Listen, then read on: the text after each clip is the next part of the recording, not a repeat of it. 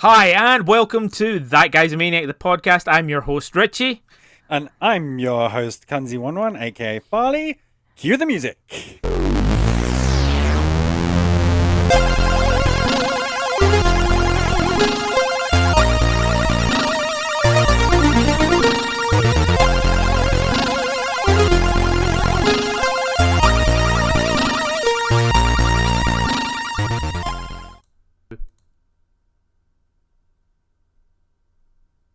Richie. Farley. Hello. I said hello. You said hello? Oh. I was So ready much to for the cold start. I was ready to cold start, and then I thought, say hello. I know you can't. It's an old person thing to do, but I got nothing. We've already said hello in the recorded bit. Anyway, this week, what are we doing on That Guy's a Maniac, Richie? Well, I'll tell you.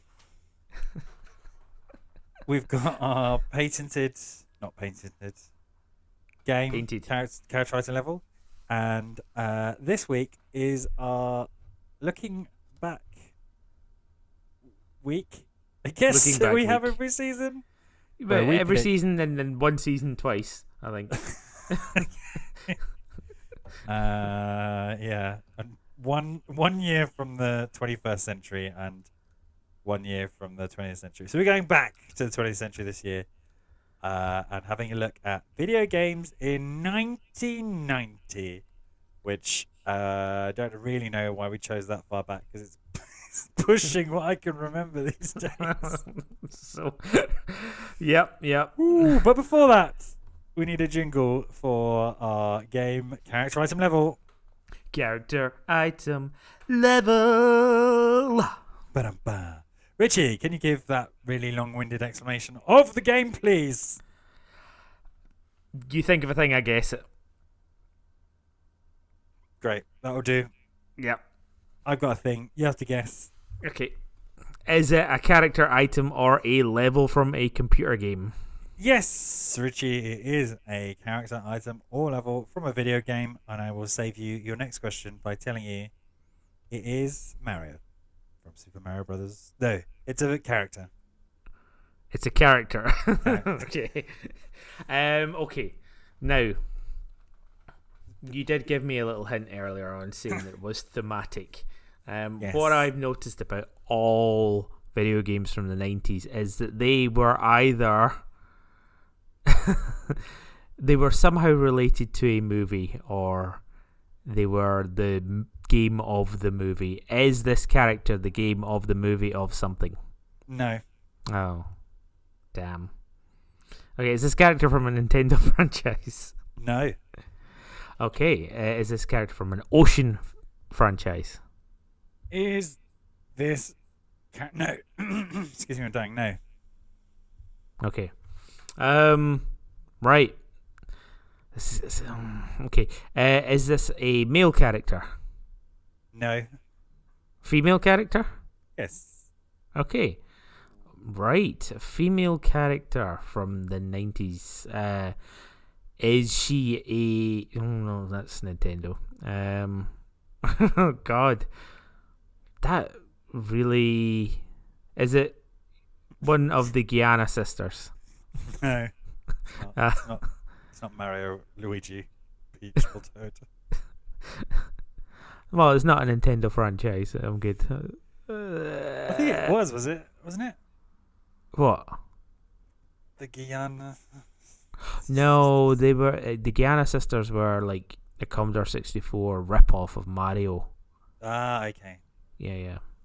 Or not Commodore 64, but like one of those old 8-bit console things. I'm looking at the box art of the Great Guyana Sisters, and it has that classic 80s like metal font, where it looks like a shiny metal font. Yeah. And I can just see so many brands of things in that. I think Batman even had it in that kind of... Yeah. Anyway, it's neither... What are the Gianna sisters?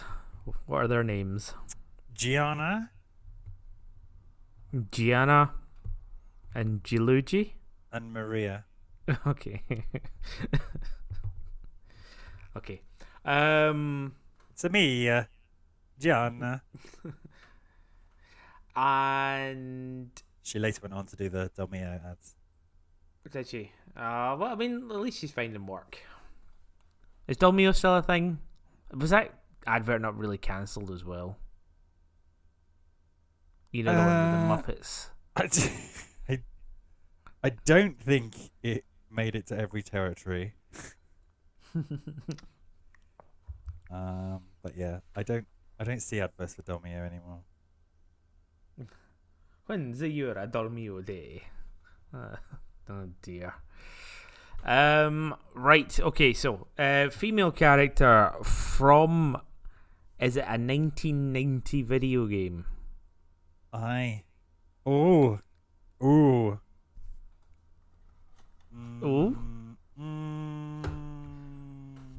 That was my guess. That was the intention. Okay, that was the intention. Okay. But one of the things I noticed in researching this episode is release dates were not international back then. No, and in fact, that's one of the points I'm going to make. And also, so things had like a really long run where they'd come out on computers and then get an arcade port, or the other way around, and then blah blah blah, and then factor in that 4 to 6 years later we'd get it in the UK. Yeah, So, there was a section, just to go completely off rails, in the golden joysticks from those years, which was called the best coin-op conversion. Do you remember that term? Yeah. Yeah, so it was Christ. like old arcade games. You know that machine you used to play in the chip shop? Because for whatever reason, here in the UK, and this is such a part of, now quite well-to-do luminaries in video gaming. Such a part of people's history that are our generation and a little bit older was, catching 3 trains to go to a chip shop that had Mortal Kombat and taking all your pocket money to play 4 games of Mortal Kombat and then a 6-hour commute. And I don't think that really translates to other countries who just had, for example, arcades. Where I grew up, the arcades, you couldn't get into them because they were only for over 18s. Oh, wow. So literally the only coin-op I remember... Oh, no, that's a lie. There was... the first coin-op I remember playing was Pang at local swimming baths. Yes, yeah. I think a lot of people were, their memory of going to the swimming pool was playing whatever coin-op they happened to have. Yeah. Pang's a good start, though. Pang's a good start. Yeah, absolutely. I remember also there was another one of these leisure swimming baths, the ones that have like flumes and shit like that. Oh, yeah. And I remember spending all my time playing Virtua Fighter, like the first one. Yeah. My dad's partner? I'm laughing because it makes it sound like there's Discord there, but there isn't. There's just what she is.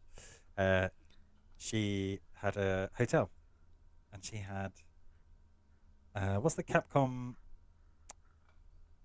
plane scrolling shooter? 1942. 1942. She had 1942. That's a good game. I liked the atmosphere in 1942. It was hard to... No, I don't know. No, I'm just thinking I'm just old. That's a genre you don't really have, man. I mean, I'm sure it's running along, and I'm sure there's about 10 million on the Google Play and Apple Store. But that for a while, it was dominant. Yeah. I had the shoot 'em up construction kit.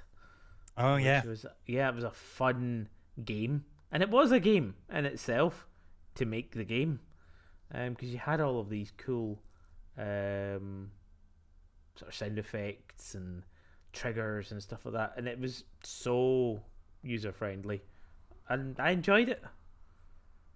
Making my own sprites and stuff. you know what I was playing the other day for the first time ever? Can't remember the name of it. Great story. Oh, I'm looking it up. Yeah. Come on. Thunder Force. Thunder Force. Yeah. I mean, that sounds so generic. What is Thunder Force? I know it is generic as well, even if you're kind of looking at the box art. It's a side-scrolling shooting game. Is it good though? It is, yeah. Is this sort of like available on the Switch or something like that? Yes, it's on Mega Drive. Brilliant. You know what? This looks amazing. I love stuff like that. These crazy sprites and Yeah, the it a box whirl. art and stuff like that. It's like Turrican. In fact, the spaceship looks like Turrican as a transformer. You know? I mean, yeah, they're all quite derivative of each other. Yeah. That's true. There's only so many, going along in a ships you can have. And you know, there's some shit on the ground. There's some turrets which like pop up and pop down, so you can't get them all the time. There are some douches who go past and then come back. There are some big boys that all the usual things. Cool. Is the character the ship from Thunder Force? No, and I'll give you one for free. It's not the ship from Thunder Force 2 either, which confusing, I think. So here's what the blurb says on the Switch. Thunder Force 2, Sega, released in 1989, not 1990s, unfortunately. In this first installment of Technosoft's popular shooting series. What the? Okay. Maybe they're waiting for technology to come. I mean, it's also like it was wild. You just sort of like you're so balls. You say I'm making the sequel first, Yeah. and then we'll make the prequel afterwards. Yeah. You know, it's just We'll get Anyway. people with Thunder Force 2. this female character. Is she the main character in the game? No. Okay, so she is. Oh, is she the fairy from Rodland? Good shout, but no. Is that 1990? I can't remember. No. Wow. Oh yeah. In answer to your question,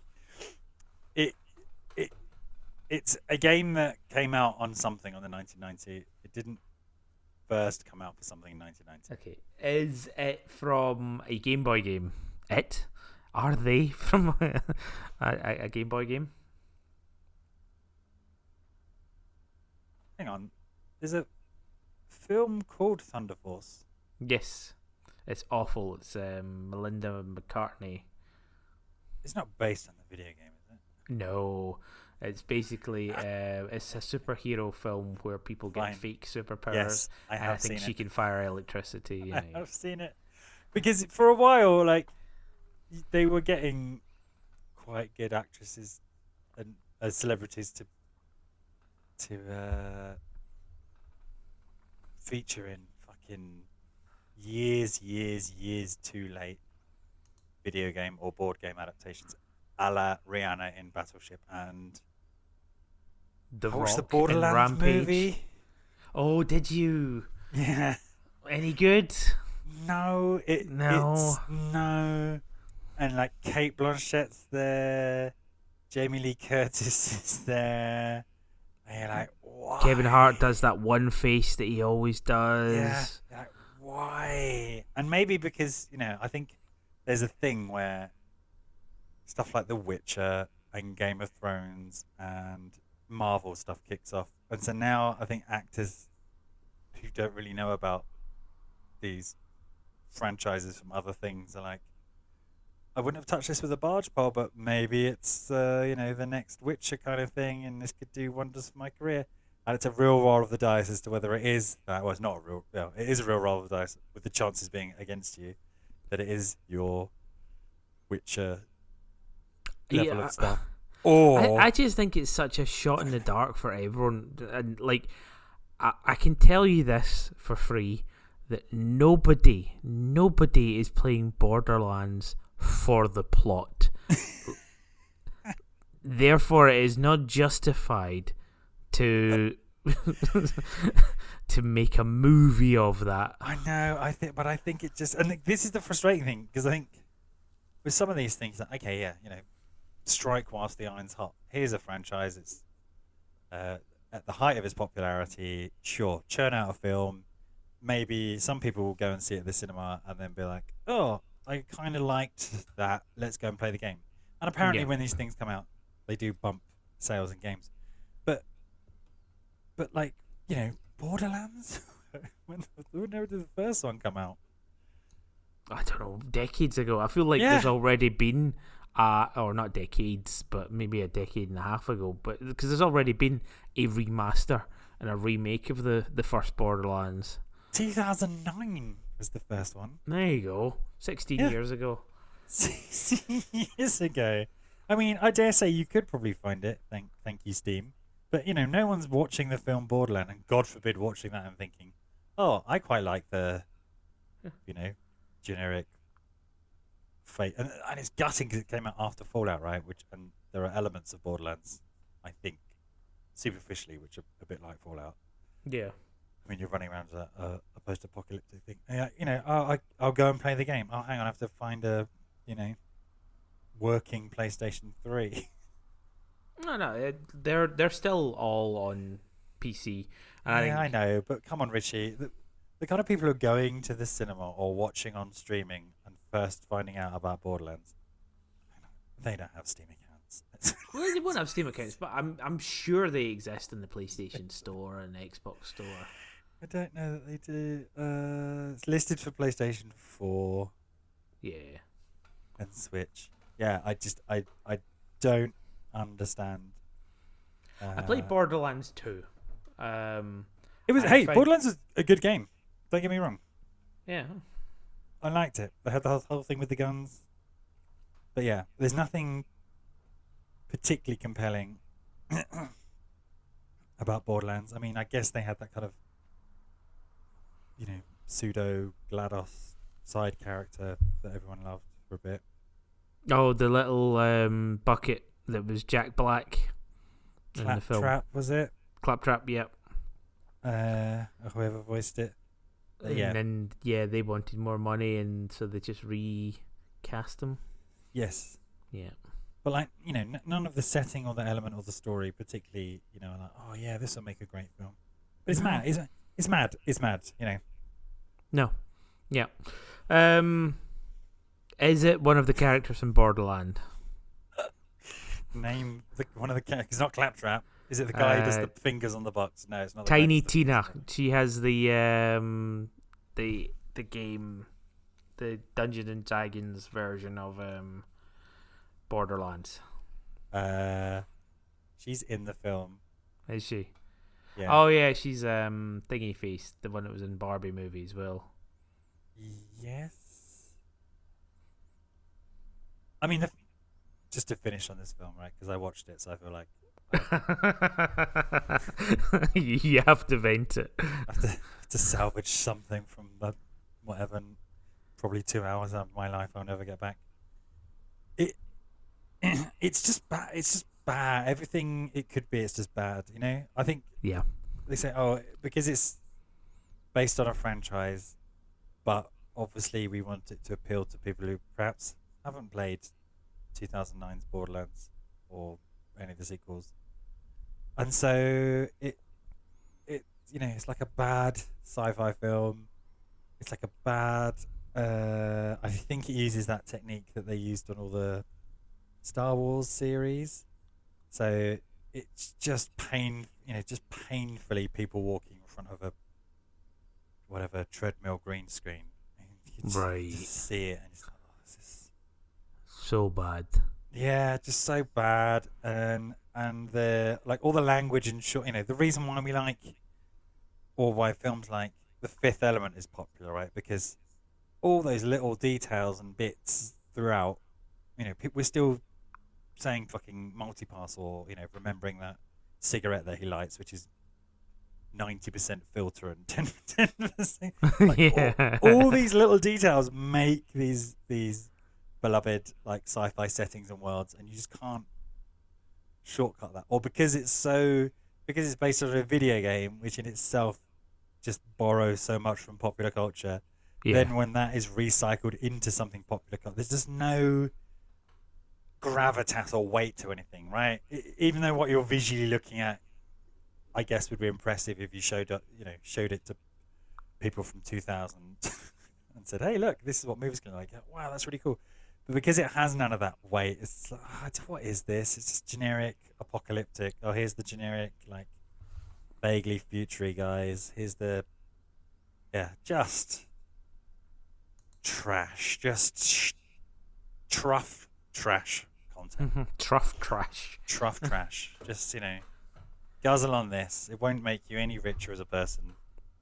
But maybe you have a podcast and you can talk about it for 2 minutes. And advise your podcast partner to never watch it. Never watch it.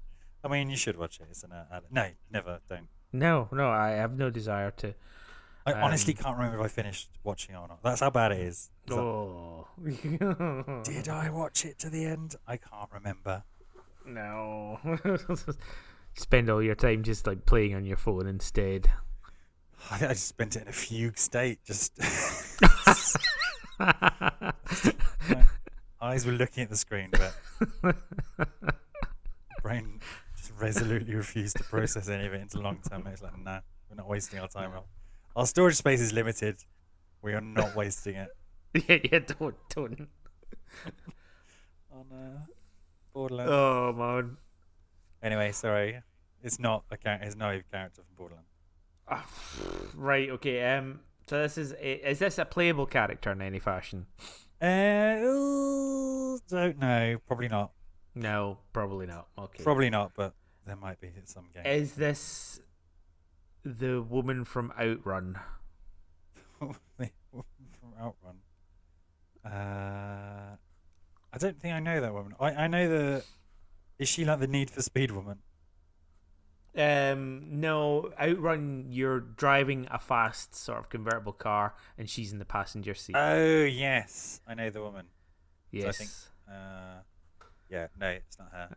Okay. I mean, that would be a good shout. Okay, right. Is this game a driving game? No, I can't believe these are taking so long per episode. I know. No.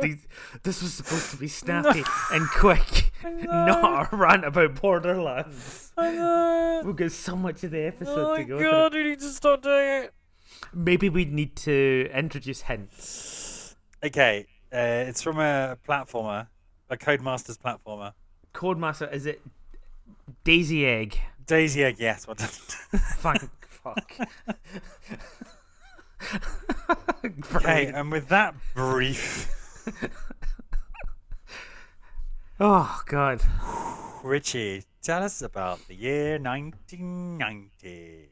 Yes. So if you've ever listened to any of our other previous look backs into a specific year, I do a little rundown. So I'm going to do a little rundown of the films of that year. And quite a few are actually favourites that we talk about far too much on this podcast, and particularly this season. In 1990, Ghost came out. I think we have mentioned that every other episode. I don't know why it's come up so much this season. Don't know. But yeah, we Ghost came out. So that's a good one. Right. In fact, I'm just going to go through a list. And Farley, your first reaction, I want you to give me a score and whether or not it stood the test of time. Okay? So, Ghost. Yeah, 9 out of 10. 9 out of 10. Has it stood the test of time? Yeah, for sure. Yeah, okay. Are they remaking it? I think they are remaking it, aren't Oh, Timothy Chalamet and they? Anya Taylor-Joy. It was Tom Holland.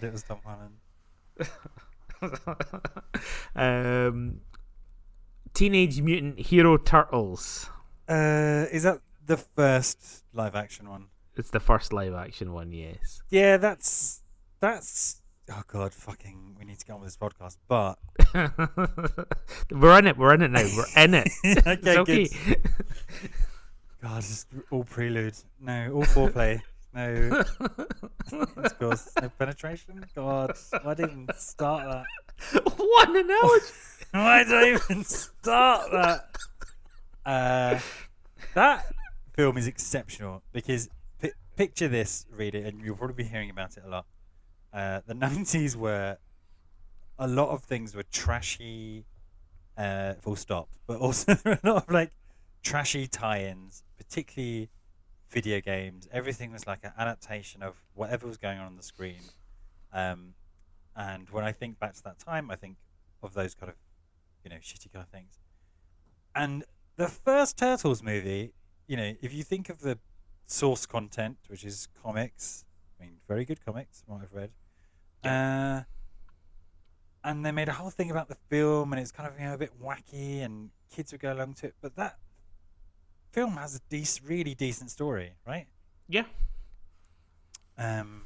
Yeah, and there's like the whole tragedy, the bit with Raph in the bath, like it's kind of like dark, it's like upsetting. Yeah, it fully and it embraces because everybody loved the Turtles from the cartoon series, and the catchphrases "cowabunga" and "radical dude," which defined the early 90s.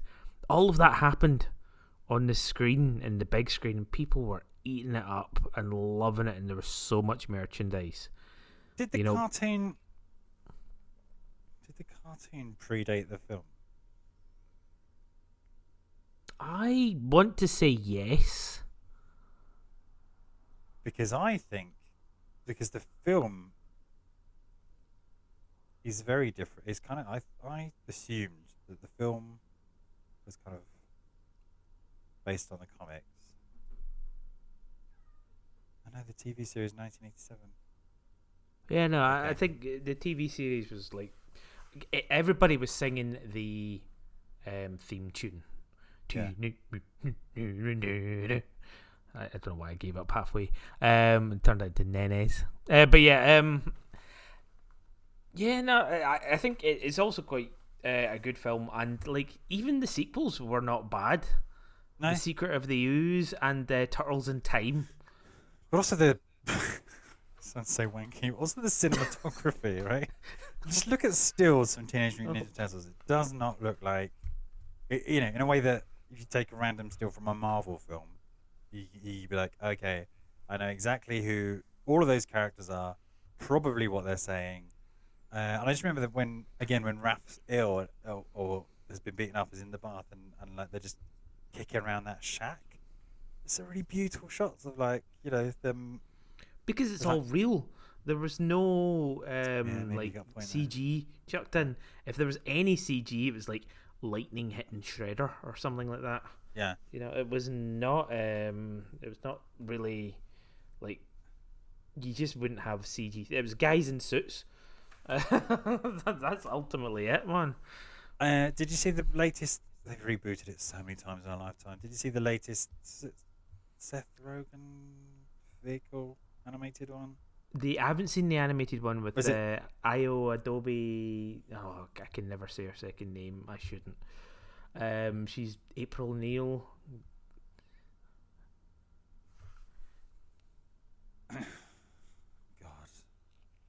But yeah, no, I haven't. But it was done in the same sort of stylistic way as off the back of Spider-Verse, wasn't it? It's just scrolling down the Teenage Mutant Ninja Turtles film. It's so many. The Michael Bay one I watched, and oh yeah, TMNT is the one where they give him noses for some reason. Yeah, not Mutant Mayhem. Yeah, Teenage Mutant Ninja Turtles Mutant Mayhem. Yeah. Did you see that? I haven't seen it yet. Me neither. Cool. Great podcast content right there. Okay. Hey, listen, it's not the destination. It's the journey. As the woman in the Outrun car might We're say. literally going to get through my recap of the 90s, and that's it. So we had Teenage Mutant Hero Turtles. Moving on, next film, Arachnophobia. Arachnophobia. Yeah, I think there was a long 7 out of 10. I think there was a long gap post Jaws for kind of animal movies, and that helped put them back on the map. I think it's. Arachnophobia worked on a different Why are you level saying because it was comedy. arachnophobia like that? As if you're the native to some foreign land, Greece, I imagine. Arachnophobia. No, it's Scottish. Hey, It's like have a you law. heard? She's got arachnophobia. Arachnophobia. Got arachnophobia. Died in the jungle. Got her coffin back. Oh no. Oh man.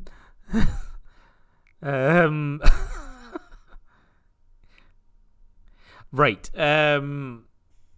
Arachnophobia. Yeah, there we go. I think it works on a different level because it's actually a comedy film as well, and it's meant to be a comedy film. It's silly. It is silly. And it's not too much of a horror, like unless you really do have a big fear of spiders. Unless you've got arachnophobia. Arachnophobia. Arachnophobia. She hates them. Unless you have arachnophobia. Listen, rule for rebooting the 90s. Maybe we need a Scouse. The Scouse remake. I love when there's a Scouser on MasterChef because they can't say cook, they have to say choch. That's just clearing your throat, man. Choch. It's very Dutch. I'm gonna Very choch. guttural, yeah. Right, Arachnophobia. I also think it stands the test of time because I watched it a couple of years ago and I enjoyed it thoroughly. On to one of your favourites from the 90s. Go on then. Tremors. Tremors. Yeah, Tremors is good. Still holds Yeah. up. Classic. It does. That weird guy that's like searching for the worms and stuff like that. Yeah. Is that a part of it? I don't think it is. Yeah, the baldy guy that's like he's the hunter and You've got the he's in all the sequels. family Yeah. who have the big gun basement. Yeah. They're not searching for the worms. They just live there. They just live there. Okay. Yeah. But he becomes like this nutcase. Oh, does he? Yeah. Okay. Time for a Scouse reboot of Tremors. I don't know. Like I think it, I mean, has it not been remade? I feel like it has. Possibly. I feel this is the problem with just getting old. Is they keep remaking stuff so much. You just I don't know. Maybe like with this new Snow White coming out. Did they not already do that? Yeah, I thought we'd already done a live action Snow White and then made an animated version of that and then done another one, but apparently maybe not. I don't know. I feel like was it not like The Huntsman, and it was like Liam Neeson? No, not Liam Neeson. Thor. Chris Hemsworth. Yes. Yeah. Was that? Yeah. Just. I don't know. I think that's a retelling of it, and I'm sure there was like. Because there was like the Grimm fairy tale horror story remakes as well. But yeah, it's different. Disney's doing it. It's done it for all of them. I haven't watched any. I have zero desire to rewatch a Disney film. And there's loads of them. There's more than you think. You're like, oh yeah, they did Lion King and they did Dumbo. Little Mermaid. They did Dumbo. They did. Yeah. Belle and Sebastian. It's not Belle and Sebastian. Randomly Beauty and they the did Beast. randomly they did Belle and Sebastian. film about Belle and Sebastian. Not really remake, but they did that anyway. I think they've done Mulan, Raya the Dragon, the other one that I was amazed wasn't Mulan. I just lose track. Yeah. And the weird thing about them is they just kind of beat for beat-ish retellings. Yeah, but completely soulless. But completely soulless. I'll tell you what isn't soulless. The Teenage Mutant Ninja Turtles. The original one from 1990s. Yeah, when Mikey's sitting on that chair, I'll tell you, art. Pure art. Fantastic. And a little sneak peek, Chris, when we're talking about the music. Do you remember the theme tune for the Teenage Mutant Ninja Turtle film. Yeah, is it the Go Ninja, Go Ninja, Go Ninja, Go Ninja, Go? Turtle power. Oh, it was yeah, Go Ninja, Go Ninja Go was the sequel, wasn't it? Yeah, The iced tea, vanilla ice, vanilla ice. maybe. Humans weren't made to take on this information. You know, my brain's just like, oh yeah, something to do with either ice or tea, and that could be iced tea, could be ice cube, vanilla ice. Really good beat. It just merges in my aging brain. Oh, iced tea. As your brain slowly loses its curves and just becomes one jelly Mr. mass T. of pop culture. It is. It's like there's no discrete filing cabinets. Everything's just sort of in the same filing cabinet. Under what I can, under the last time I thought about it, I vaguely placed it. Just yeah. Fucking word association. Anyway, I said during technical difficulties, there is a 2024 film called Outrun. The Outrun. Yes, is it not? Saoirse Ronan is in Orkney dealing with alcohol addiction. Yes. Yeah. Sadly, it's not an adaptation of that. Outrun. I mean, it's a very dark adaptation. How does she end up in that convertible with that mad guy in the 90s speeding? Exactly. That's what I want. I think we've on the cusp of people, instead of just churning and rechurning into this endless content slop, is like, okay, let's take something beloved, but then, you know, do something high art with it. And that's what I want from the Outrun film. Yeah.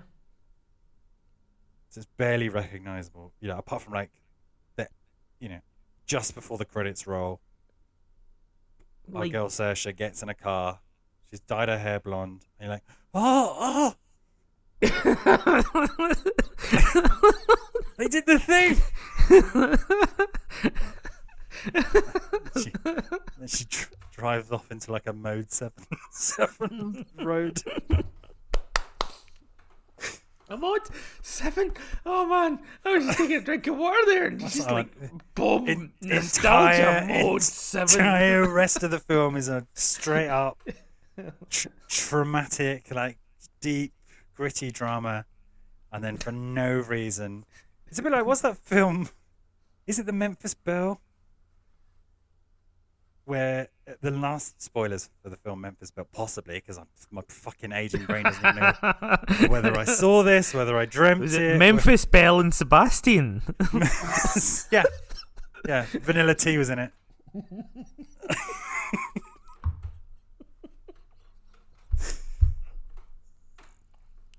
Oh dear. Oh. Is it the Memphis Belle that ends with, there's a guy who's a cartoonist and he the landing gear doesn't work, and so he like draws he's a cartoonist, and then this like cartoon landing gear comes out the plane? I don't know. I don't think I know the film Memphis Belle at all. It's about a plane. Okay. Memphis Belle cartoon wheels. And the whole rest of the film's like in my memory, yeah, the whole rest of the film's like a serious film. And then at the last minute, like a Roger Rabbit cartoon, spoilers, Will pops out. Well, Memphis Belle is a 1990 film. Oh, fucking yes! Deliberate, that was deliberate. Yeah, absolutely. Anyway, that's the same energy I want from the Outrun film. Cool. Your memory of this film, you want the same energy. Cool. Right, so that's us done Tremors. Next up we have Pretty Woman. Pretty Woman. That does not hold up. A good film. It doesn't hold up? I think if the younger people watched it today, they'd be like, So he basically kidnaps this sex worker. I mean, I guess she's there of her own. No, she's of her own volition, and in fact, it's actually quite forward-looking because he's one of the few people who actually treats her like a human being, though she's a sex worker. Yeah.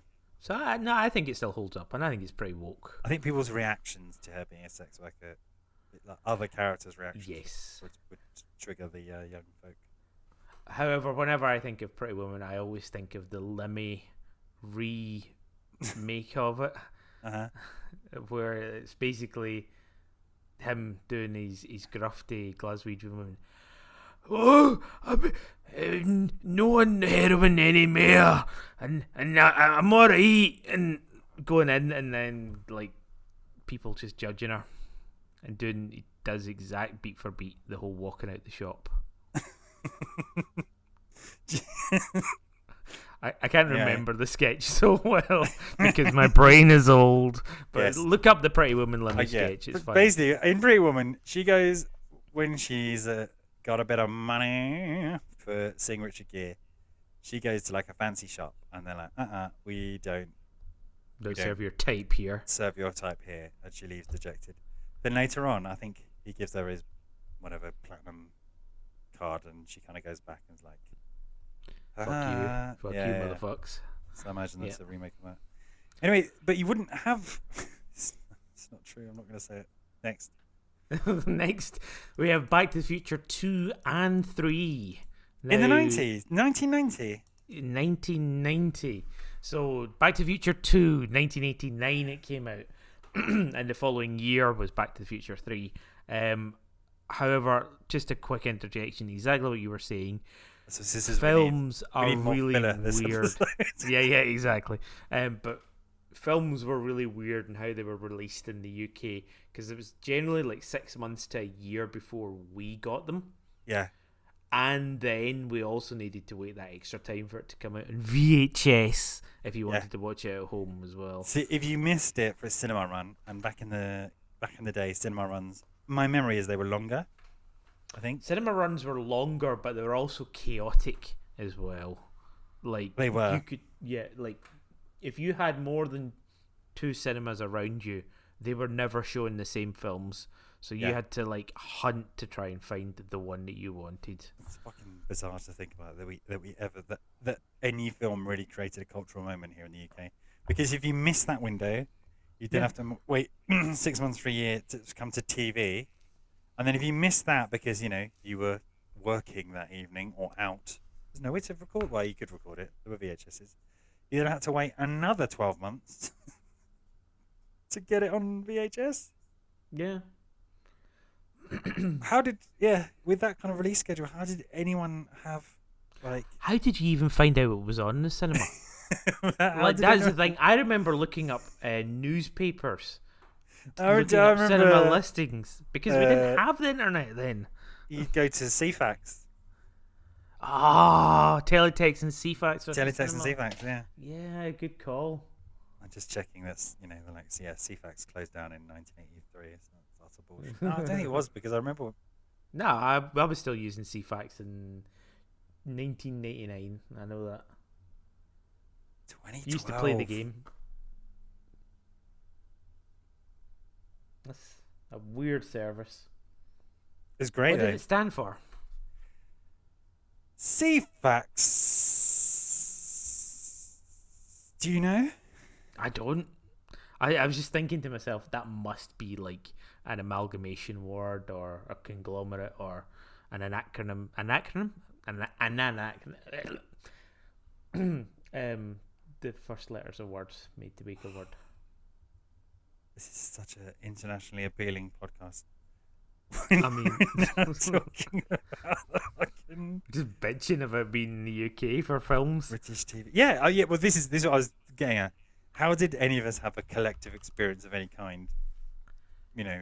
But still, paradoxically, the biggest things back then were way bigger than the biggest thing now. So, like when people are, when everyone's raving about whatever Netflix or Amazon show, the number of people who've seen it is vanishingly, but much smaller than the number of people who saw Ghost. Yes. Oh God, it's a play on words. CFACTS, as in SEEFACTS. CFACTS. Okay. Don't love it. No. In fact, it ruins it for me. CFACTS. I think it's going to ruin CFAX for me forever.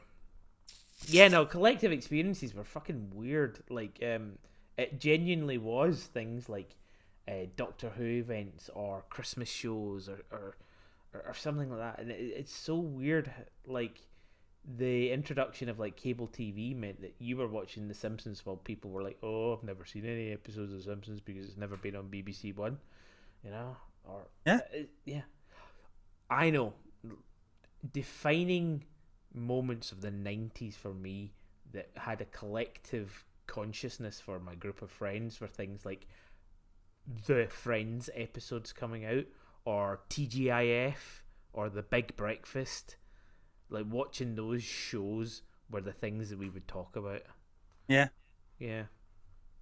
And the thing is, like, it's weird. Like, now there is no shared experience short of somebody binging every episode of something on the first day it comes out, and then talking to everybody else in their friend group who binged it on the first day it came out, because there's no schedule for things. I honestly think it's part of the appeal of things like Bake Off, Apprentice. You know, these hanging Big on Brother, formats. Yeah. Where there is a Strictly Come Dancing, Strictly, right? Yeah. Gladiators. Yeah. Where there is just hanging in there. Not as many viewers as they used to have, but the thing where you do have to tune in every week to watch it, and everyone's talking about the final, the week it comes out. Yeah. And Doctor Who, I think, also gets pulled into that as well. There are a handful of things which have Christmas specials still, right? Which also fulfill that role. Yeah. Yeah. Man, what the fuck is this episode of the podcast? I don't know. It's about 1990. We haven't even got into any games. Well, no, Outrun. We talked about Outrun at least. We did. Did that even come right. out in 1990? Back to the Future. Does it stand the test of time? Oh, there's a joke in there. But yeah, I've been putting 2 and 3 together just because of that. 2's the one where they go back to 1, right? And they have the double layer. That's fine. 3's the cowboy one. Nah, get to fuck. So 2 is the one where they go to the future, to 2015. Get to fuck. But it's the one where he's trying to convince himself to not shag his mum. Is that the one? Or is that all of the first one? That's all of the first one. No, because there's one where he sees himself traveling back in time. Yeah. So they go to the future. Fucking hell, we need a quick recap. So then they go back in time, but Biff has changed the course of time, so he goes back to an alternate 1985, right, where Biff has become Donald Trump. Yeah. But then he goes back to the 50s to make sure that his dad does become his dad. Then he returns to the past, to 1985, but it's an alternate 1985 where his life is good, which is odd. And then what happens to? Oh yeah, something happens to Doc, and he gets stuck in 1885. And at the end of Back to the Future 2, he sees him. He's like, oh no, he's dead. He died back in the past. I'm gonna have to go back and get him. And he was somehow stuck in 1955. It's a good. I don't know why I'm recapping this. It's a great film. I do like the Wild West one, but I need to be in the mood for something westerny. It bugs me sometimes. Have you just There's left? Yeah. Yeah. No, I was listening. I was actually paying attention. Because there's a lot of Western. There's like a mini Western revival at the moment. Yeah. And sometimes, channeling my dad, I think when I was younger, I'm like, yeah, I'm in the mood for a Western. But actually, Westerns are really fucking slow and boring, and there's only so much of people being covered in mud I can really look at before being like, yeah, I know. been watching Godless and Yellowstone, and it's just too much of nothing. Right. So Back to the Future, I think stands the test of time. 3, no. 2, maybe. if I could remember it. 2 definitely. But I think you have to watch 3 after 2. And I think it goes well because it becomes a bit more of a buddy film. And it's also got... Do you know what? And this is difficult to say. I'm not a huge Back to the Future fan because before he got Parkinson's, just couldn't stand Michael J. Fox. Right, okay. We were just anti-Michael J. Fox. But now that he's got Parkinson, you quite like him. Yeah, love Teen Wolf.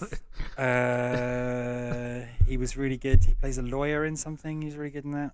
Yeah, Spin... No, not Spin. Doctor... Oh, what is it? It's like... Spin Doctor? No. Not from Wasn't that 1980. Andrew Lloyd Webber? Oh, we've done this before. Yeah, let's move on. Dun, dun, dun. Gremlins 2 came out in 1990. That is the example, I think, of when they made sequel films, which was very similar to how they used to make sequel video games, right? Here's the first film. It has its story and its beats. And then in the sequel, we're going to throw in dual wielding. And double jump. Yeah. I don't know. Not a fan of Gremlins 2 on those grounds. I love Gremlins 2. I actually saw Gremlins 2 before I saw Gremlins 1 and didn't realise that Gremlins 1 was supposed to be a serious film. Yeah. Whereas Gremlins 2 is just it's taking the piss out of itself. So stupid. Hulk Hogan in the middle of the film rips open his shirt and does raw, and then it's so stupid. The start spreading the news scene is absolutely iconic. I love Gremlins 2. Is it The Good Wife? The Good Wife? He's in The Good Wife as the lawyer, I think. Oh, okay.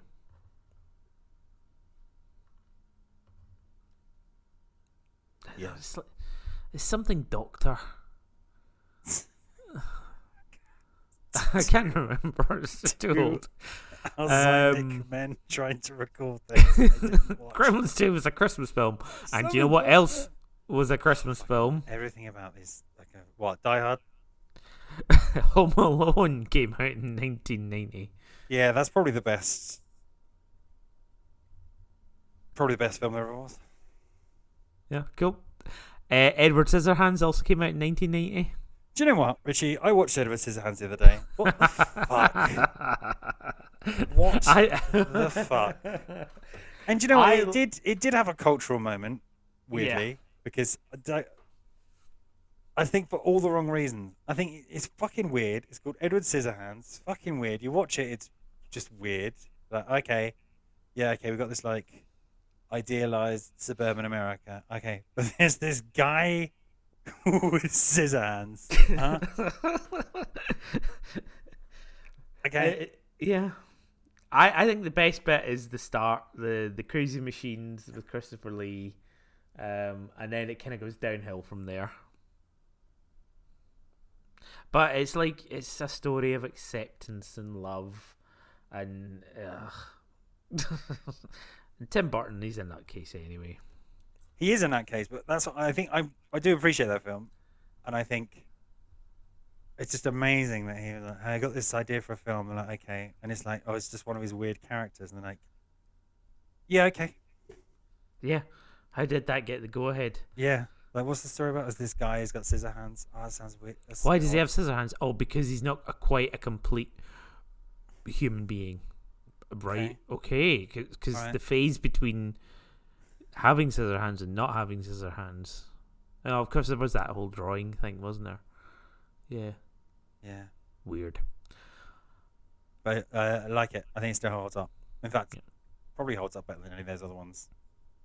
Now we're going to move on to a few quick other animated films. Little Mermaid came out in 1989, but we got it in 1990.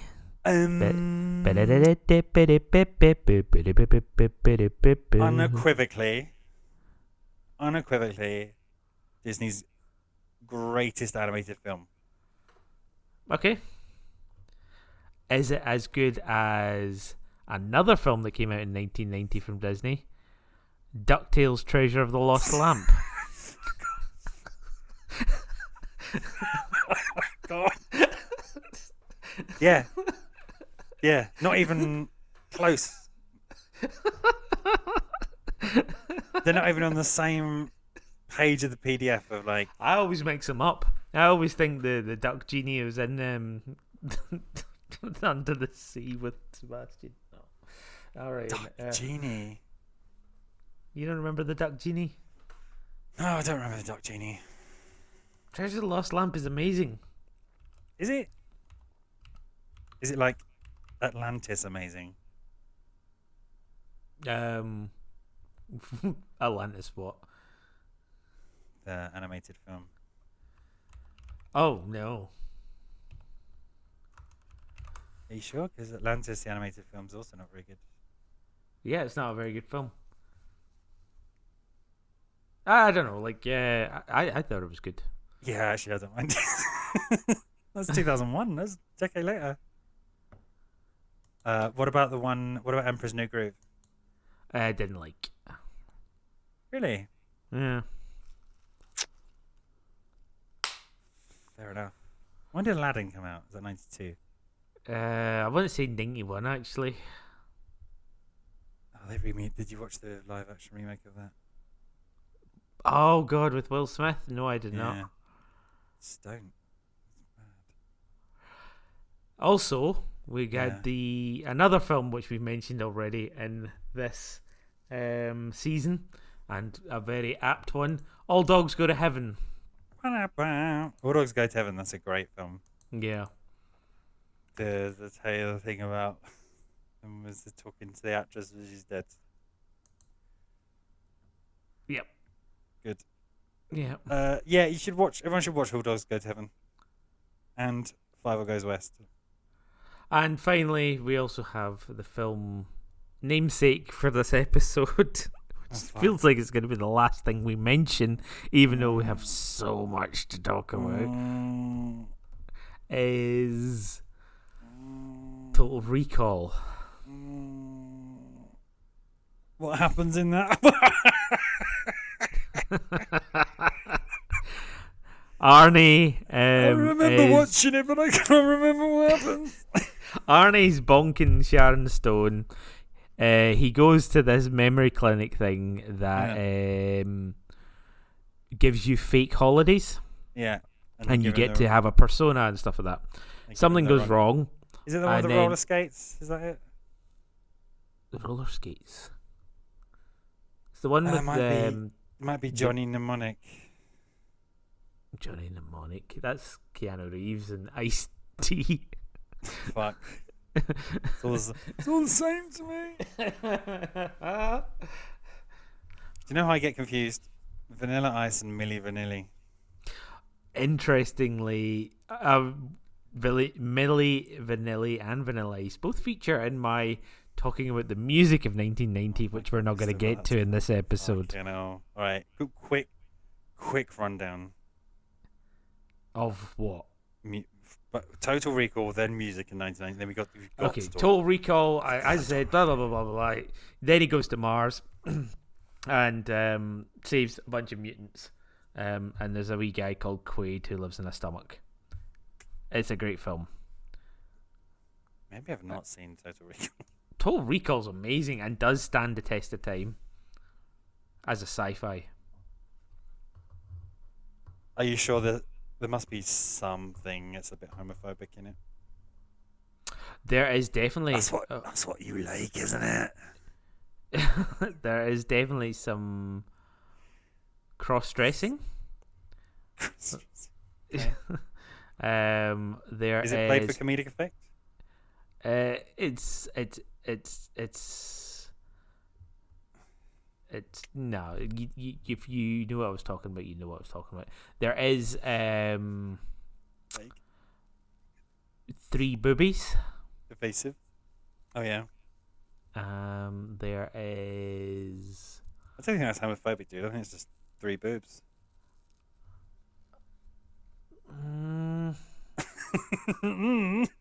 I don't know if there is that much in the way of homophobia, actually. Okay.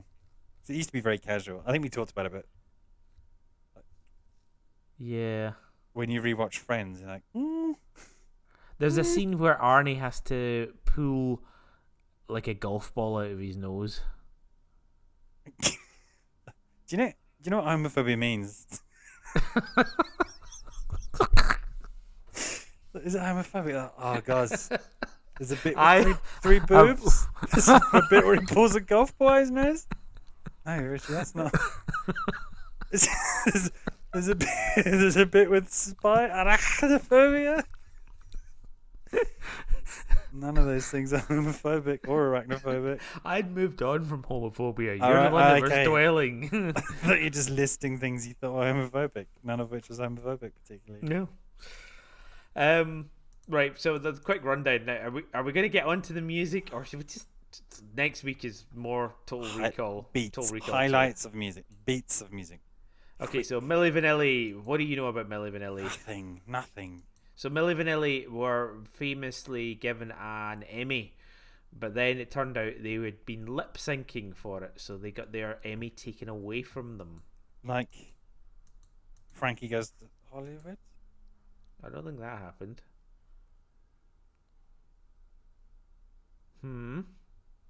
I don't know though.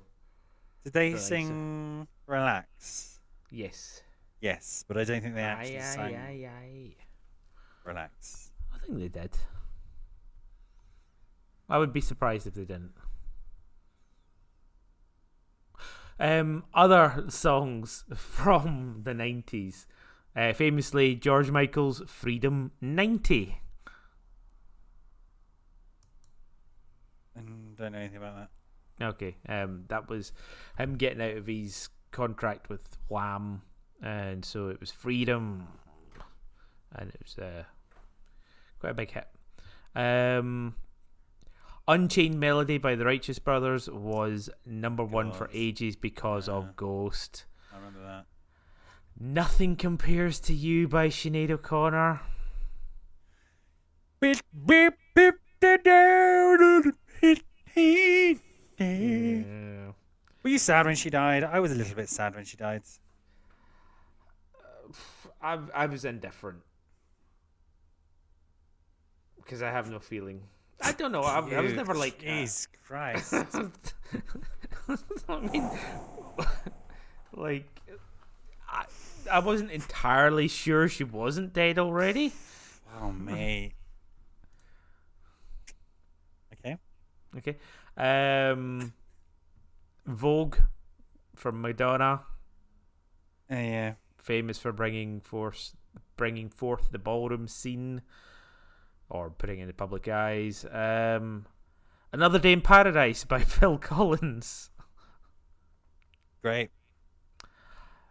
Love. Blaze of Glory, Young Guns No. by John Bon Jovi. No idea. No. No. I Got the Power by Snap. If you change your mind. Manifest it. You also have Roxette, It Must Have Been Love, again, Oh, yeah, I see it. Oh, that's because of Pretty Woman. my and my wife's song. Just you like Pretty Woman? No, but the lyrics go, "It must have been love, but it's over now." Alright, okay. Fair enough. It's not our song. There's also Kid Duchess by MC Hammer. Yeah. And Itsy Bitsy Teeny Weeny Yellow Polka Dot Bikini by Bomb Ballerina. Oh, I thought that was Timmy Mannett. Yeah, well, he did do a cover of it. When did he do the cover? Was it also 1990? I have no idea. There's that weird thing in the past where, like, the same song just used to be released 3 times in the same year by different artists. It was like it was a weird thing of like it wasn't public domain or whatever. Yeah. So somebody recorded it as a hit, and then they just go, "Oh, do you mind if my guy does that?" Like, yeah, okay.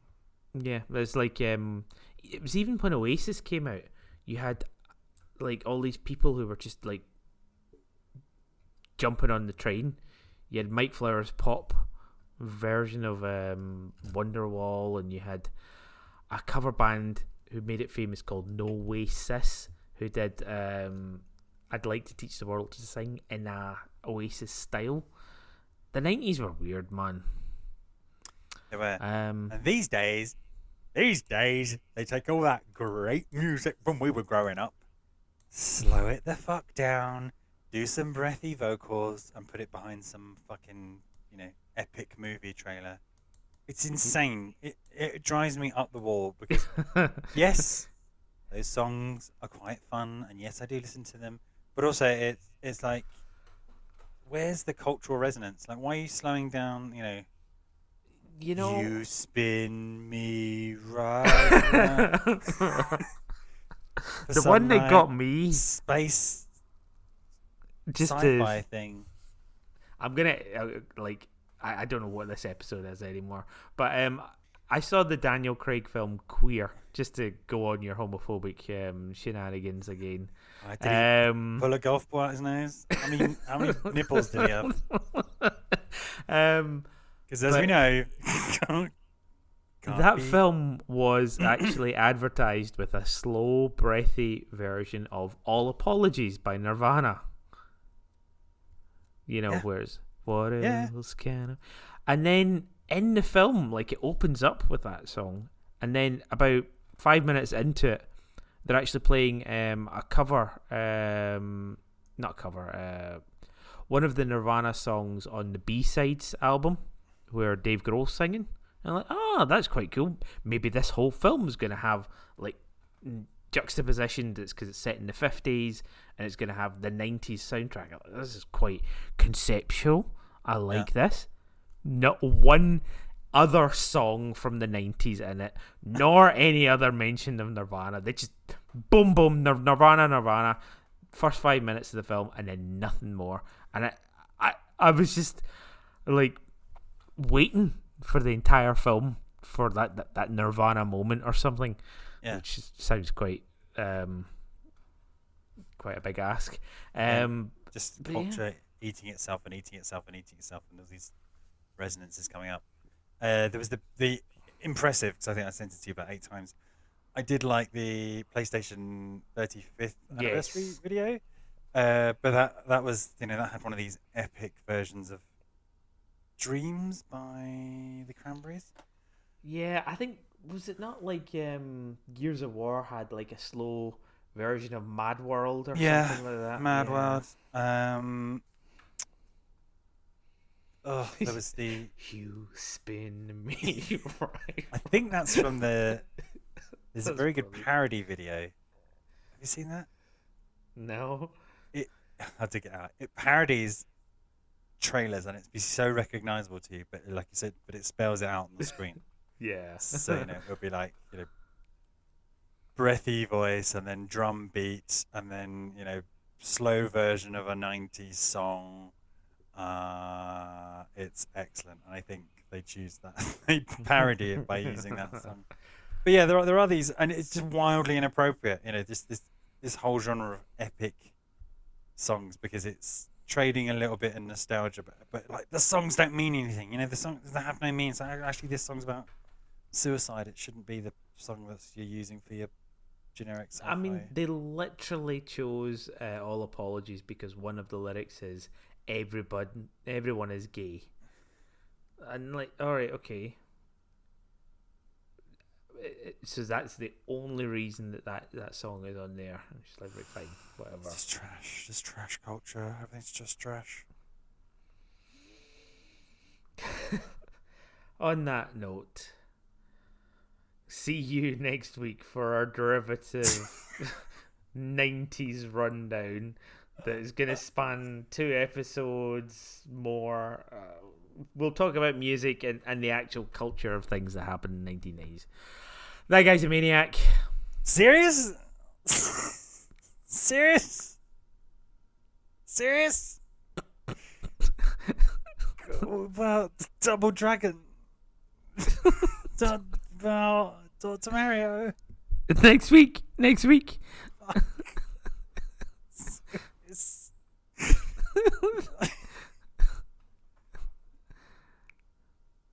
That guy's a maniac. Stop! Don't leave me hanging. What's up about Game Boy? Video games. The poll tax riots. Outrun. Outrun did come out in 1990. So did that film Thunder thingy. No, it wasn't even Thunder Force, was it? Memphis Thunder Belle. Punch. Thunder. Thunder. Thunder. Thunder. Thundercats? Thunder. There's a fighting game and someone says Thunder. Do they just say Thunder? Thunder. Yeah. Who? Is it Thunder? Is it Cinder? And we've just misheard it. Cinder. Cinder. Is he like a Pokemon? Cinder. Glacius. Ultra. Cinder.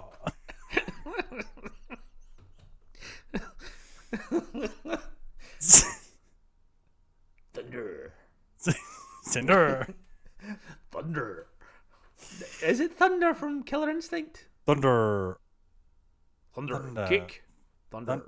Thunder. Punch. Thunder fight. No, it's yoga. Yoga. Was I confusing thunder with? What's the Yoga name of fire. the thunder?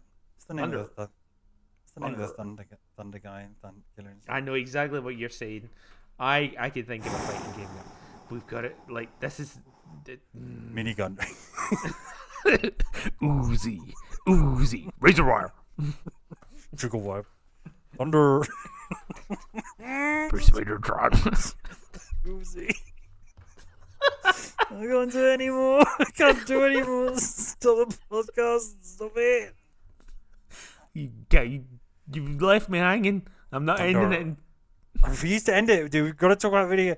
One of my favorite video games is Shinobi. I hated Shinobi. It's really hard. What happens? To be fair, I only played it last week for the first time. I think Shinobi 2 as well. It did come out in 1990. What happens when you run out of shurikens? Is that it? I don't know. I couldn't, because the fucking emulator doesn't give you the controls for any of the games. I couldn't work out what normal attack was, so I was just throwing shurikens and like, if I ever run out, I'm in trouble. There was a sort of... No, I'm not gonna get into it. Are we still recording? I can't tell anymore, man. It's like fucking Twin Peaks in here. Are we still recording? Twin Peaks. Did we record any of this? We're still recording it, yes.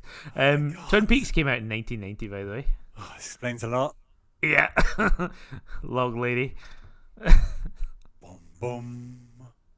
Boom, boom. Do you know David Lynch wrote that song in, I don't know, 10 seconds? Whatever sounds impressive. Brilliant. What an excellent fact to end the podcast on. He's dead as well. Yeah. They're all dead. How did you feel about that? Indifferent? I think we knew it was coming. I was a little bit sad. I was definitely sad. Maybe that's it's just like a different spectrum. So Who you were were you- like you were sad for Yeah. what's it called? Saoirse Ronan. And then you were Because the definitely IP sad. Because Which the was IP. more so sad for David Lynch. Whereas I was just on a difference. Whereas I was sad for David Lynch. Were you sadder when David Lynch died or when Dawn from Buffy died? Because if you remember, we kind of hated Dawn as a character. I mean, that was why she was there. You were meant to hate her, and she did the worst things as well. She was awful. But that being said, my whole desire for Buffy to come back and have a season 2, It's I to would kill definitely Dawn. want Dawn there. Definitely would. No, I want her there. Season 2. Was there only one season of Buffy? Yeah. One big old season. I meant this revival series. I know what you meant. That's not what you said, though, is it? Oh, Richie, I've got good news. Season 2 came out like 20 years ago. There's a whole 20? bunch. 20? A whole bunch for you to catch up on. Spoilers! Quarter of a century ago it came out. Spoilers! They all die. Aye. Right, fucking end this. End it. That guy's a maniac. Thunder.